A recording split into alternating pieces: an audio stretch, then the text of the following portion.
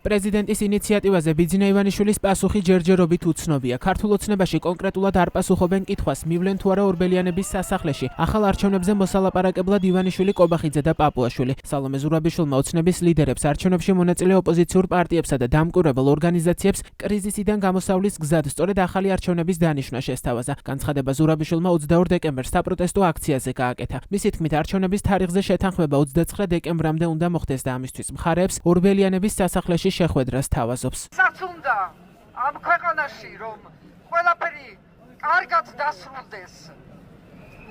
მოვიდეს სასახლეში, მოვიდეს ივანიშვილი, რადგან ის მართავს ყველაფერს და მე მზათა ვარ რომ დავსხდეთ და მოვიფიქროთ როგორ უნდა დაინიშნოს არჩევნები, ოღონდ რიცხვი არჩევნების დანიშვნის უნდა შეთანხმებული იყოს 29-მდე.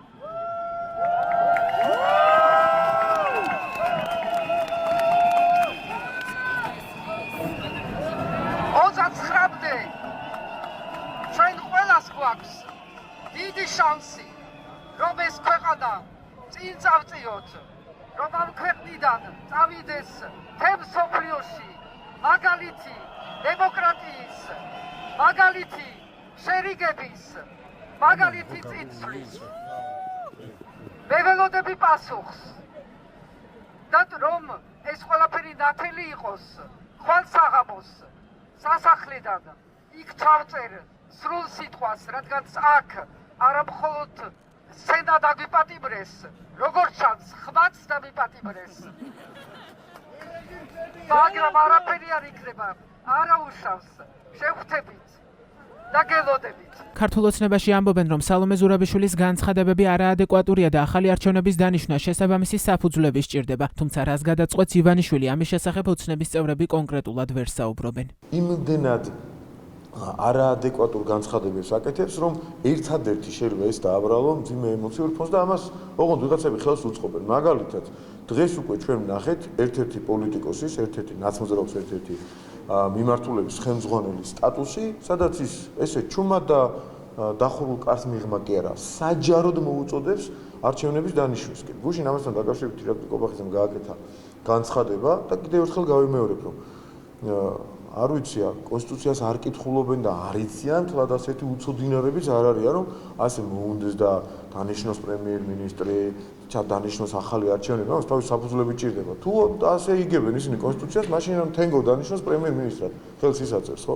რა პრობლემაა? პრეზიდენტის ინიციატივასთან დაკავშირებით დღეს საგანგებო ბრიფინგი გამართეს კოალიციას ცვლილებისთვის ერთიანობა ნაციონალური მოძრაობისა და ძლიერი საქართველოს ლიდერებმა. ისინი სალომე ზურაბიშვილის შეთავაზებას ეთანხმებიან. საბოლოო ჯამში ამ პროტესტით ჩვენ მივიღეთ იქამდე და საერთაშორისო მხარდაჭერით, რომ ამ ქვეყანაში დაინიშნება ახალი არჩევნები, ყველა პოლიტიკუმი გათავისუფლდება და ეს ქვეყანა დაუბრუნდება ევროინტეგრაციის გზას. ამ ქვეყანას ჯერ კიდევ აქვს შანსი, რომ უახლოეს რამდენიმე წელიწადში 2030 წლამდე ქვეყანა გახდეს ევროკავშირის უპასოვანი წევრი და ჩვენ გავიდეთ ერთხელ და სამუდამოდ სამშვიდობოს და საკუთაშვილებს დაუტოვოთ ქვეყანა, რომელსაც აღარ ექნება ის საფრთხეები, რა საფრთხეებშიც ჩვენმა თავებმა იცხოვრეს უკანასკნელი 30 წლის განმავლობაში. პროტესტი, რომელიც არის უპრეცედენტო მასშტაბის და მადლობა მინდა უთხრა ყველა ადამიანს, ვინც ამ პროტესტში იღებს მონაწილეობას, ამის ცალსახა დადასტურება. კიდევ ერთხელ ხაზს უსვავ, რომ საერთაშორისო საზოგადოების გამოხმაურებაც ეურთო ოდირის დასკვნის შემდეგ ცალსახად ცხადყოფს, რომ ამ არჩევნებს ლეგიტიმურად